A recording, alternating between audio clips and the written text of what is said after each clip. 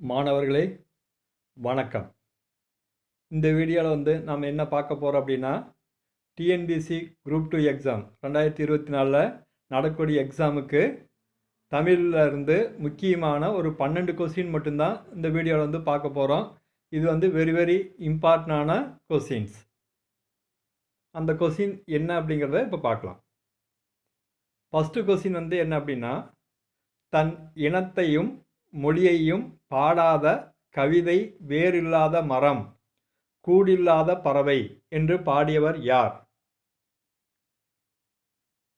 இந்த கேள்விக்கு சரியான ஆன்சர் என்ன அப்படின்னா, ரசூல் கம்சதேவ்.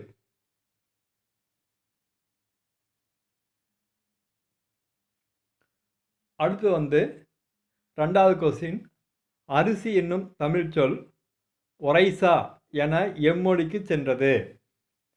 அரிசி என்னும் தமிழ் சொல் ஒரைசா என எம்மொழிக்கு சென்றது. அதாவது கிரேக்கம். கிரேக்கம் என்பதுதான் சரியான விடை. மூணாவது, தமிழ் மொழி அழகான சித்திரை வேலைப்பாடு அமைந்த வெள்ளித்தட்டு என்று கூறியவர். தமிழ் மொழி அழகான சித்திர வேலைப்பாடு அமைந்த வெள்ளித்தட்டு என்று கூறியவர் யார் அப்படின்னா, டாக்டர் க்ரௌல்.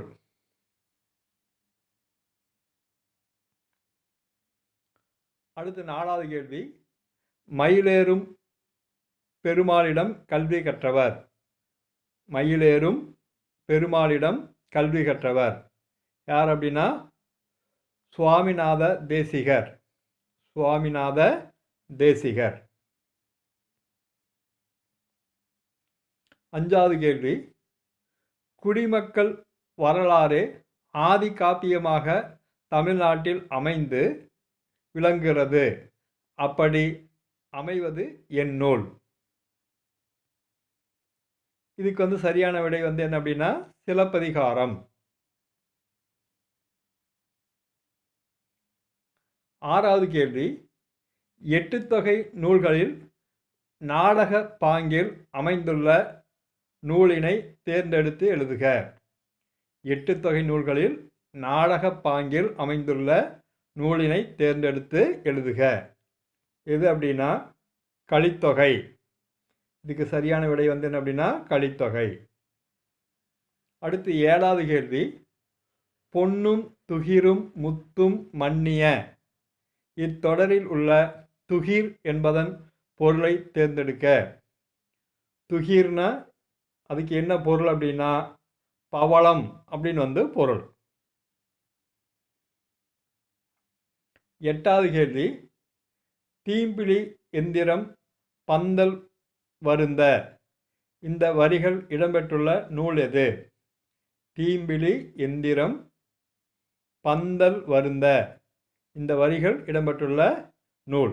இது எந்த நூலில் இடம்பெற்றிருக்குது அப்படின்னா, பதிற்று பத்து. ஒன்பதாவது கேள்வி, உயிர்வரின் உக்குரல் மெய்விட்டு ஓடும் என்னும் புணர்ச்சி விதிப்படி புணர்ந்துள்ள சொல் எது? கன்றா.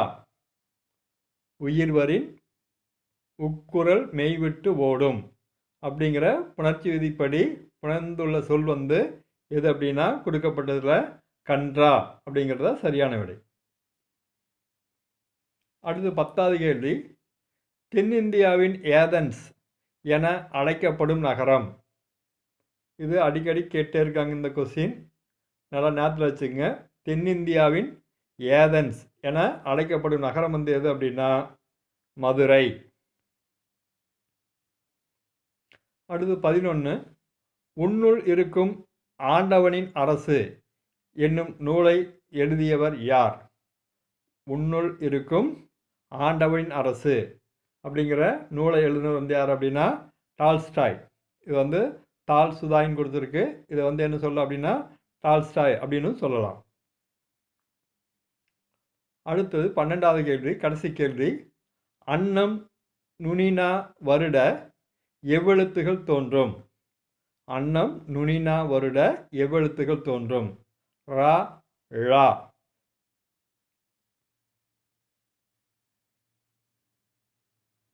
இந்த வீடியோ பிடிச்சிருந்தா லைக் பண்ணுங்கள், ஷேர் பண்ணுங்கள்.